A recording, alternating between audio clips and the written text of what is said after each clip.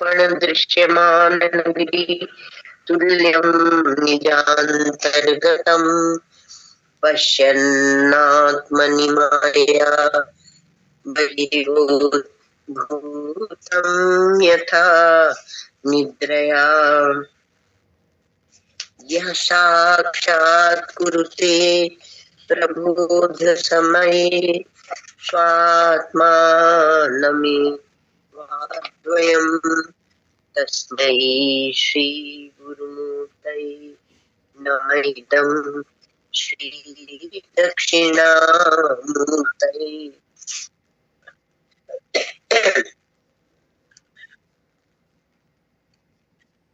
पूर्णानंद दया दृशा रस दया शश्वत प्रसादोदया ब्रह्म ज्ञान विनोदया जनमनो मुदाय निखेदया विश्व प्रेम विकास हास मुदया त्रैलोक्य संपदया पूर्णानंद दया मदीय मनसे कांचित कणां यच्छतु।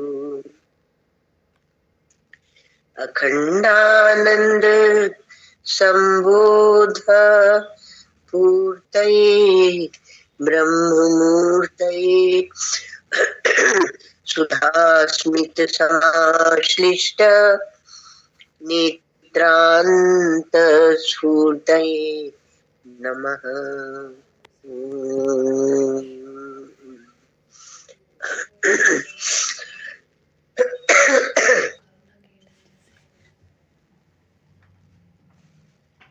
शंकरं शंकराचार्यं केशवं बादरायणं सूत्रभाष्यकृतौ वन्दे भगवन्तौ पुनः पुनः। श्रुतिस्मृतिपुराणानाम् आलयं करुणालयं नमामि भगवत्पादं शंकरं लोक शंकरम्। यस्य प्रसादात् अहमेव विष्णु मय्येव सर्वं परिकल्पितं च इत्थं विजानामि सदात्मरूपं तस्याङ्घ्रिपद्मं प्रणतोऽस्मि नित्यम्। ज्ञान की सात भूमिका और अज्ञान की सात भूमिका। उसमें पहली है शुभेच्छा, दूसरी विचारणा, तीसरी तनुमानसा, चौथी सत्वापत्ति, पांचवी असंसक्ति, छठवीं पदार्था भावनी और सातवीं तुरीय। ये ज्ञान की भूमिका है।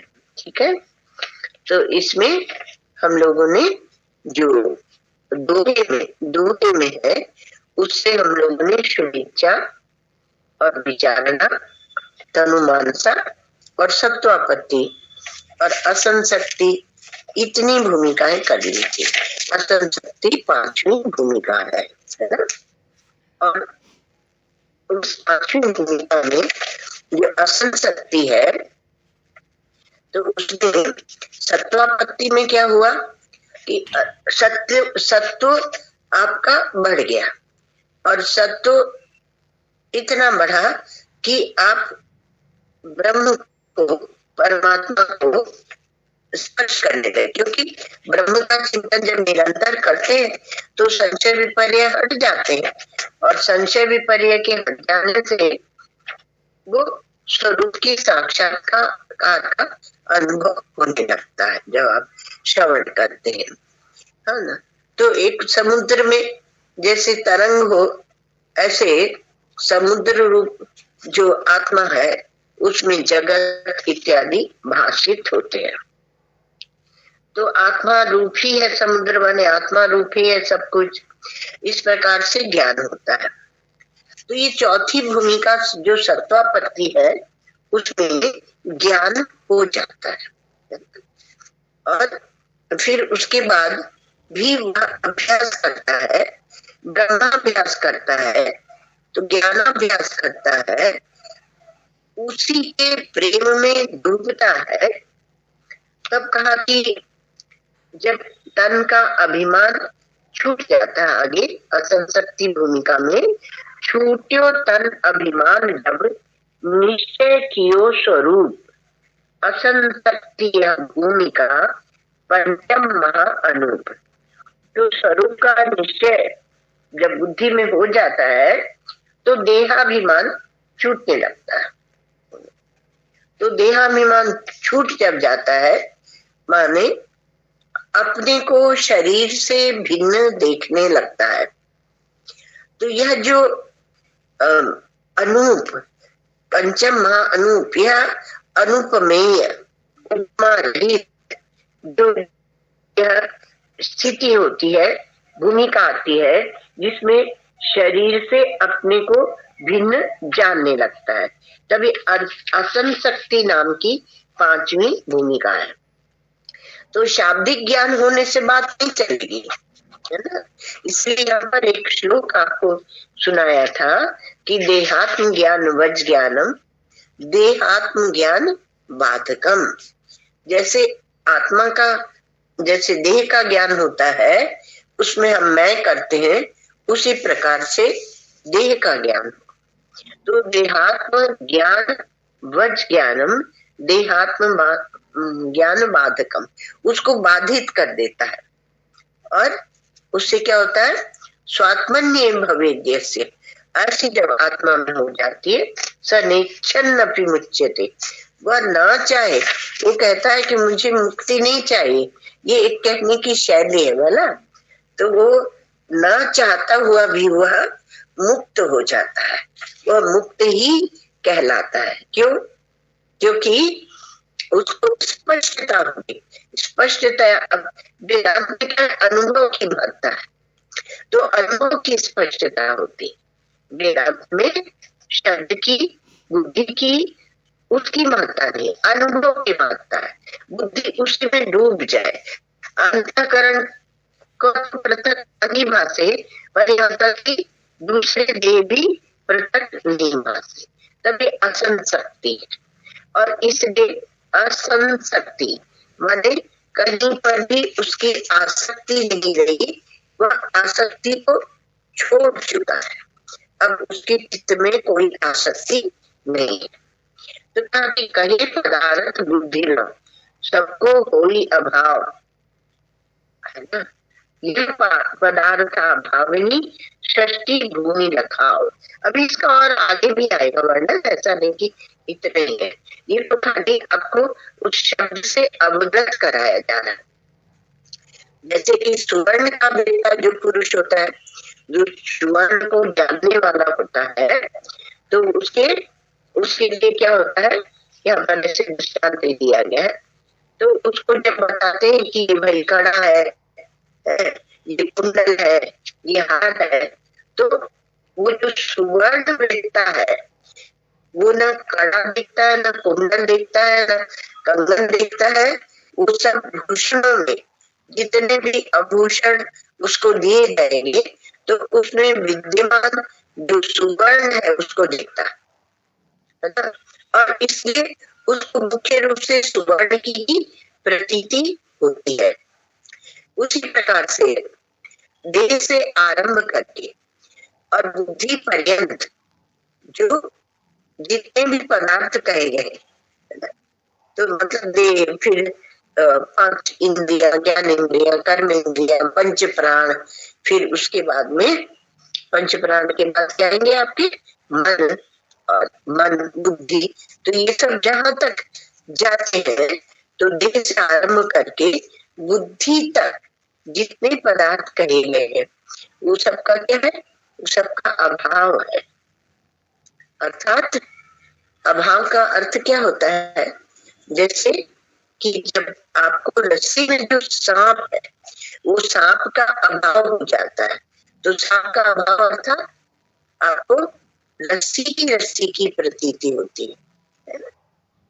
ये अभाव से तात्पर्य होता है, इसलिए हमारे यहाँ कहते हैं अभाव से देश काल वस्तु इत्यादि के अत्यंत अभाव से उपलक्षित होता है वह ब्रह्म तत्व, अर्थात उसके अत्यंत अभाव से उसको लखाया जाता है, तब वहां पर जाकर उसको लखाते हैं। तो उसी प्रकार से यहाँ देह से लेकर और बुद्धि पर्यंत जितने भी पदार्थ है उनका जब अभाव हो जाता है, तो अभाव माने है ना कि मतलब उनकी उनकी कोई सत्ता नहीं रह जाती, उनकी सत्ता नहीं रह जाती तो उसको क्या दिखता है, ब्रह्म ही ब्रह्म दिखने लगता है ना। पदार्थों की भूमिका समाप्त और सब उनका सबका अभाव, और वो पदार्थ क्या, वो ब्रह्म रूप प्रतीत होने लगते हैं, अर्थात अपने अधिष्ठान के रूप में और प्रतीत होने लगते हैं। जो उनका आधार है, आश्रय है, अधिष्ठान है, उस रूप में वो दिखने लगते हैं। तो इस यह जो स्थिति है, इसको अवस्था है, इसको क्या कहते हैं, पदार्था भाविनी, अर्थात दूसरे सब पदार्थों को अभाव करके दिखाने वाली ये भूमिका है। अब आई सातवीं भूमिका। तो सातवीं भूमिका में क्या है, तो वहां कहते हैं तुर्य है, तो ये तुर्य भी कहते हैं, इसको तुरिया भी कहते हैं। तो यहाँ क्या कहते हैं कि भावा भाव नतहा कछु न सप्तम तुरिया माई, मैं तू तहा न संभव है, कहा है कहना। तो इसका अर्थ है कि मैं हूँ, भाव होता है, तो मैं हूँ और तू है, तो मैं और तू मतलब प्रमाता और प्रमेय, युष्म दर्शन कहते हैं। तो प्रमाता हूँ बंदे, मैं हूँ अथवा मैं, तो मैं क्या है, प्रमाता, और तुम क्या हो, प्रमेय। तो युष्म दर्शन जब बोलते हैं तो प्रमाता और प्रमेय को दिखाते हैं, मैं और तुम, तो मैं हो गया प्रमाता और तुम हो गए प्रमेय। तो ये दो के होने से ही सिद्ध क्या होता है, प्रमाण। तो प्रमाता, प्रमाण और प्रमेय, ये तीनों को मिला के क्या बनती है, त्रिपुटी, और त्रिपुटी बनती है। तो ये जो ये इसको अथवा तो तीन की त्रिपुटी बनी, अथवा मैं तू का जो दूत है, द्वैत है, मैं तू रूप जो द्वैत है, ये चौथी भूमिका में भाव माने प्रतीति, और छठी भूमिका में क्या हुआ, अभाव माने अप्रतीति, द्वैत का की प्रतीति और द्वैत की अप्रतीति, तो अप्रतीति में चला गया। तो ये दोनों जो भूमिका है वो है नहीं, और ज्ञान की तुरिया नामक सप्तमी भूमिका आ जाती है। तो उसमें क्या होता है, का भावा भावनता कछु, न तो वहां द्वैत है और न अभाव, मतलब दृश्य की अप्रतीति है, दृश्य दिखेगा तो द्वैत होगा और दृश्य नहीं दिखेगा तो अप्रतीति, ये अभाव होगा। भावा भावनता कछु सप्तम तुरिया माई, ये सातवीं जो भूमिका आती है दृढ़ अभ्यास करने से, तो उसमें ये कुछ नहीं है, वहां नहीं है, और मैं तू तहा न संभव है, और वहां पर मैं और तू भी होता नहीं है, कहा कहे है कहना ही। तो ये इसकी तुर्य का जो भूमिका है, इसका कुछ ऐसे भी कह सकते हैं कि सप्तमी जो भूमिका है इसका क्या वर्णन करें, इसको कैसे बताएं, है ना। तो भाव पदार्थ से जो भिन्न वस्तु है तो क्या है, तो कहा कि कोई नहीं, अर्थात शब्दों से उसका निरूपण नहीं हो सकता।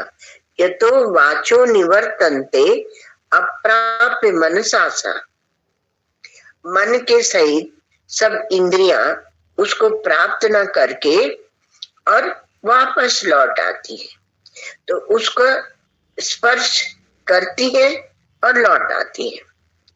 तो वहां कुछ नहीं है, वहां से जहां से वाणी निवर्तमान हो जाती है और मन को प्राप्त नहीं कर सकती है। तो मन सहित सब इंद्रियां उसको प्राप्त ना करके और जहां से वापस लौट आती है वही अवाच्य वस्तु है। एक हम लोगों ने चर्चा की थी अवाच्य वस्तु की, आप लोगों को याद हो तो एक पाठ हम लोगों का था जिसमें था अवाच्य वस्तु। तो वो अवाच्य वस्तु जो है, अवाच्य सिद्धांत है, तो उसपे आत्मा जो ब्रह्म हुआ है, रूप है, उसके स्वरूप के बारे में हम लोगों को बताया गया था, है ना। तो वो अवाच्य वस्तु जो है, तो उसका निरूपण भी श्रुतियां किस युक्ति से करती हैं। तो ब्रह्म रूप आत्मा, आत्मा ब्रह्म रूप है, तो कितने विशेषणों से उसका निरूपण करती है अवाच्य सिद्धांत का। तो विधेय रूप और निषेध रूप दोनों प्रकार से वर्णन करती है। तो उसमें ये बताया था जैसे स्वयं प्रकाश है, कूटस्थ है, साक्षी है, व्यापक है, ये सब बताए थे ना। तो ये सत्य है, चित्त है, आनंद है।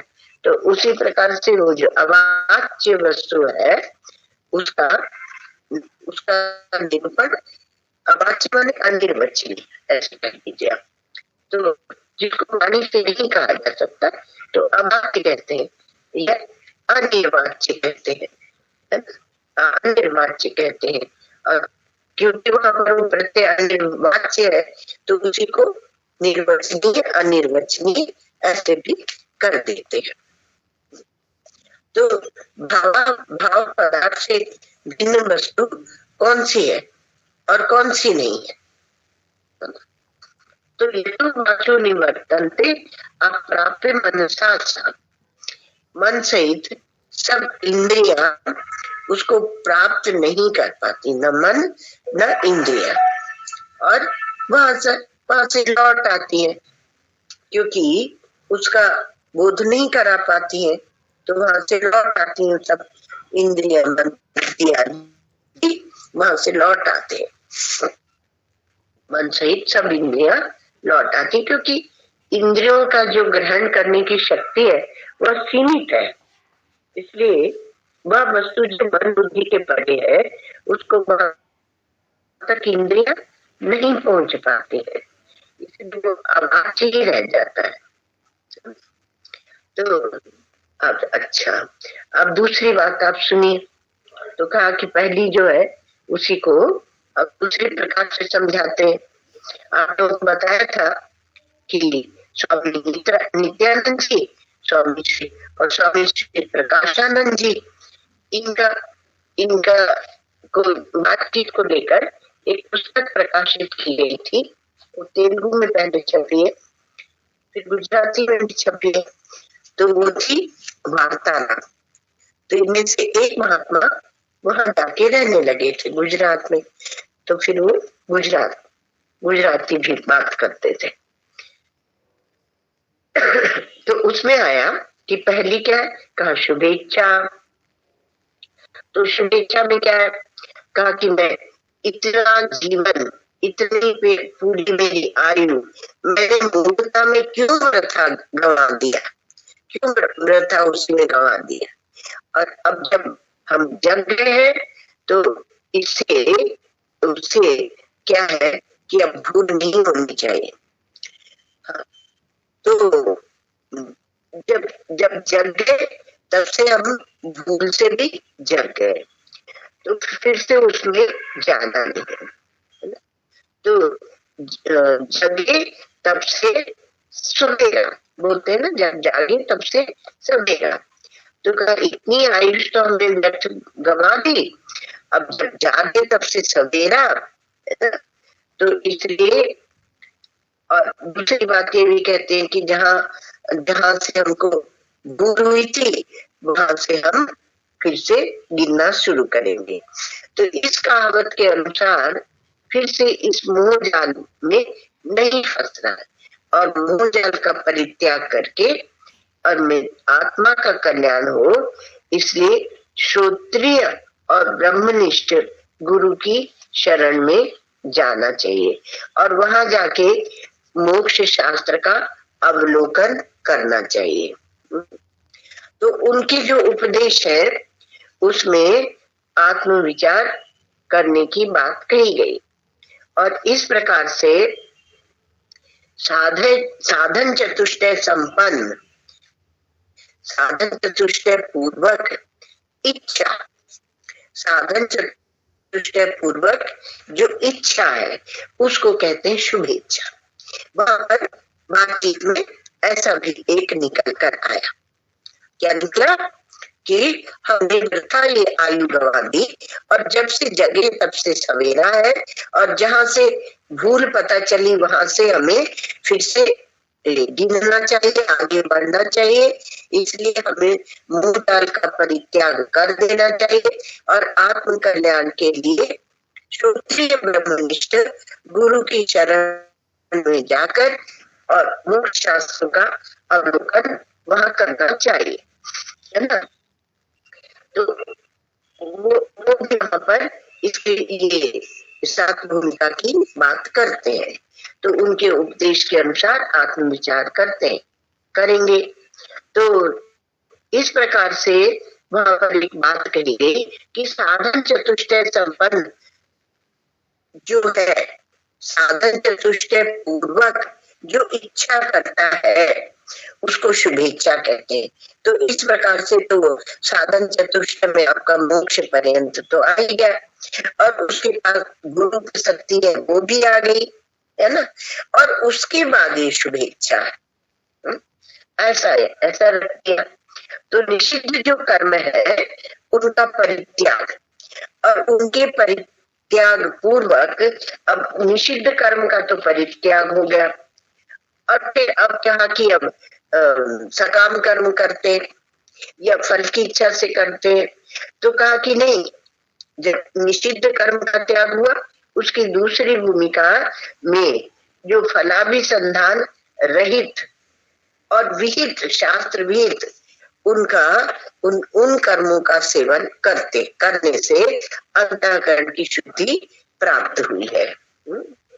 और इसलिए विवेक, वैराग्य, षट संपत्ति और मुमुक्षुता ये चार साधन संपादन करके प्राप्त करके उसके परिणाम में मुक्ति है, ऐसा जिसका फल श्रवण आदि में प्रवृत्ति होती है, ऐसा जो जिज्ञासु है, साधक है ना, तो उसको ये है कि अब मुक्ति की ओर ही चलना है।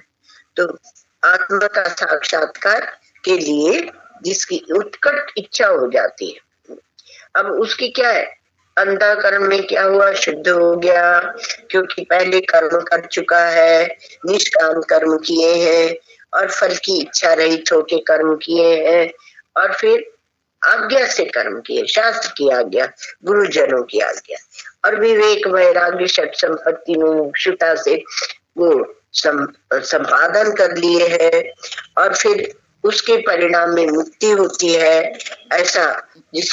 ऐसा समझ कर जो श्रवण आदि में प्रवृत्त हुआ, अर्थात विवेक वैराग्य पूर्वक वो करके फिर श्रवण मनन में प्रवृत्त हुआ, श्रवण आदि में प्रवृत्त हुआ है, ऐसा जो व्यक्ति है, ऐसा उपाधि वाली जो आत्मा है, जीवात्मा है, जीव है, वो आत्मा के साक्षात्कार के लिए उसके हृदय में एक उत्कट इच्छा जाग जाती है।